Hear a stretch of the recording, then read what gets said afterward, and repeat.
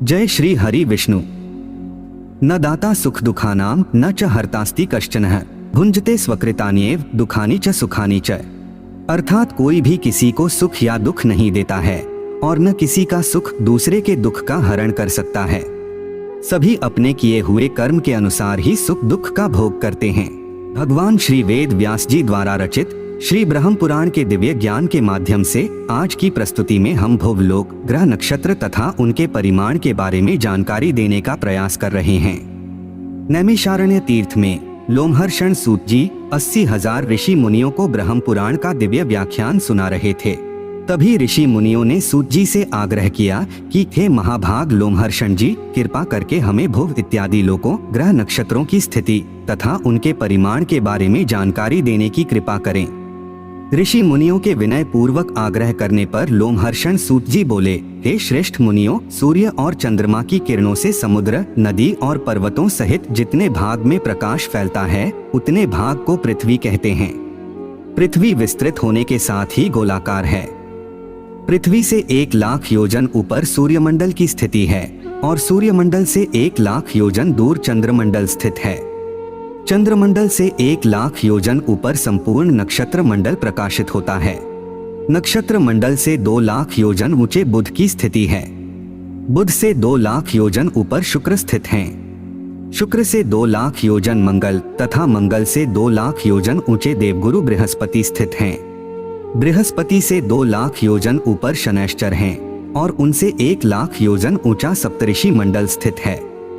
सप्तऋषियों से 1,00,000 योजन ऊपर ध्रुव हैं, जो समस्त ज्योतिर्मंडल के केंद्र हैं। ध्रुव से ऊपर महरलोक है, जहां एक कल्प तक जीवित रहने वाले महात्मा पुरुष निवास करते हैं। उसका विस्तार 1 करोड़ योजन है। उसके ऊपर जनलोक है, जिसका विस्तार 2 करोड़ योजन है।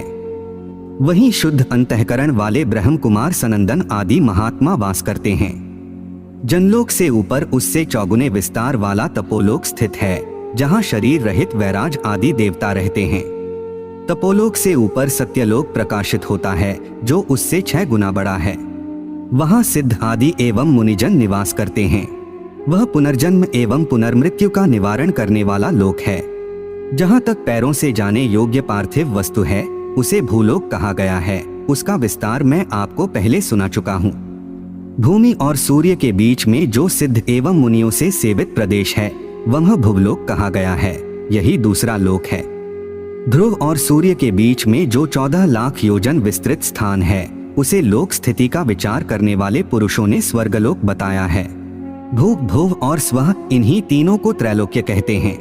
विद्वान ब्राह्मण इन तीनों लोकों को कृतक अर्थात नाशवान कहते हैं। इसी प्रकार ऊपर के जो जन, तप और सत्य नामक लोक हैं, वे तीनों अकृतक अर्थात अविनाशी कहलाते हैं। कृतक और अकृतक के बीच में महरलोक है, जो कृत का कृतक कहलाता है।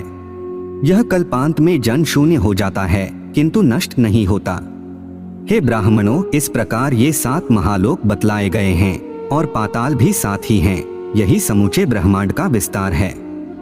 यह ब्रह्मांड ऊपर, नीचे तथा किनारे की ओर से अंडकटाह द्वारा घिरा हुआ है। ठीक उसी तरह जैसे कैथ का बीज सब ओर छिलके से ढका रहता है।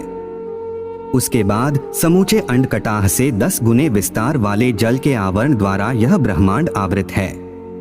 इसी प्रकार जल का आवरण भी बाहर की ओर से अग्निमय आवरण द्वारा घिरा हुआ है। अग्नि वायु से, वायु आकाश से और आकाश महत तत्व से आवृत है। इस प्रकार ये 7 आवरण उत्तरोत्तर 10 गुने बड़े हैं। महत तत्व को आवृत करके प्रधान प्रकृति स्थित है। प्रधान अनंत है, उसका अंत नहीं है और न उसके माप की कोई संख्या ही है। वह अनंत एवं असंख्यात बताया गया है। वही संपूर्ण जगत का उपादान है। उसे ही परा प्रकृति कहा गया है। उसके भीतर ऐसे ऐसे कोटि कोटि ब्रह्मांड स्थित हैं, जैसे लकड़ी में आग और तिल में तेल व्याप्त रहता है, उसी प्रकार प्रधान अर्थात प्रकृति में चेतन पुरुष व्याप्त है।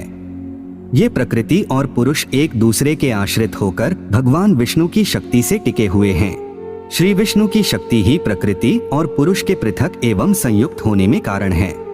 हे विप्रवरों, वही सृष्टि के समय प्रकृति में क्षोभ का कारण होती है। जैसे वायु जल के कणों में रहने वाली शीतलता को धारण करती है, उसी प्रकार भगवान विष्णु की शक्ति प्रकृति पुरुष रूप संपूर्ण जगत को धारण करती है। जैसे प्रथम बीज से मूल, तने और शाखा आदि सहित विशाल वृक्ष उत्पन्न होता है, फिर उस वृक्ष से अन्यान्य बीज प्रकट होते हैं और उन बीजों से भी पहले जैसे ही वृक्ष उत्पन्न होते रहते हैं, उसी प्रकार पहले अव्याकृत प्रकृति से महत्त्व आदि उत्पन्न होते हैं, फिर उनसे देवता आदि प्रकट होते हैं, देवताओं से उनके पुत्र और उन पुत्रों के भी पुत्र होते रहते हैं। जैसे एक वृक्ष से दूसरा वृक्ष उत्पन्न होने पर पहले वृक्ष की कोई हानि नहीं होती, उसी प्रकार नूतन भूतों की सृष्टि से भूतों का ह्रास नहीं होता। जैसे धान के बीज में जड़, नाल, पत्ते, अंकुर, कंड, कोप, फूल, दूध, चावल, भूसी और कण सभी रहते हैं तथा अंकुरित होने के कारण प्रकट हो जाते हैं, उसी प्रकार भिन्न भिन्न कर्मों में देव आदि सभी शरीर स्थित रहते हैं तथा कारणभूत श्री विष्णु शक्ति का सहारा पाकर प्रकट हो जाते हैं। वे भगवान विष्णु परब्रह्म हैं। उन्हीं से यह संपूर्ण जगत उत्पन्न हुआ है। वे ही जगत स्वरूप हैं तथा उन्हीं में इस जगत का विलय होगा। वे परब्रह्म और परम धाम स्वरूप हैं। सत और असत भी वे ही हैं। वे ही परम पद हैं। यह संपूर्ण चराचर जगत उनसे भिन्न नहीं है। वे ही अव्याकृत मूल प्रकृति और व्याकृत जगत स्वरूप हैं। वे ही क्रियाओं के कर्ता अर्थात यजमान हैं। उन्हीं का यज्ञों द्वारा यजन किया जाता है। यज्ञ और उसके फल भी वे ही हैं। युग आदि सब कुछ उन्हीं से प्रवृत्त होता है। उन श्री हरि से भिन्न कुछ भी नहीं है। लोमहर्षण सूत जी आगे कहते हैं, हे ऋषियों, आकाश में शिशुमार के आकार में जो भगवान का तारामय स्वरूप है, उसके पुच्छ भाग में ध्रुव की स्थिति है। ध्रुव स्वयं अपनी परिधि में भ्रमण करते हुए सूर्य, चंद्र आदि अन्य ग्रहों को भी घुमाते हैं। ध्रुव के घूमने पर उनके साथ ही समस्त नक्षत्र चक्र की भांति घूमने लगते हैं। सूर्य, चंद्रमा, तारे, नक्षत्र और ग्रह ये सभी वायुमयी डोरी से ध्रुव से बंधे हुए हैं। शिशुमार के आकार का आकाश में जो तारामय रूप बताया गया है, उसके आधार परम धाम स्वरूप साक्षात नारायण हैं, जो शिशुमार के हृदय देश में स्थित हैं। देवता, असुर और मनुष्यों सहित यह संपूर्ण जगत भगवान नारायण के ही आधार पर टिका हुआ है।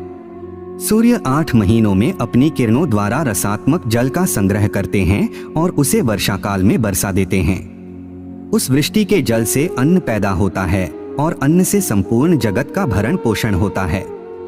सूर्य अपनी तीखी किरणों से जगत का जल लेकर उसके द्वारा चंद्रमा की पुष्टि करते हैं।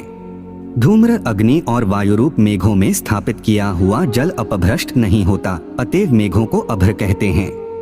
वायु की प्रेरणा से मेघस्थ जल पृथ्वी पर गिरता है।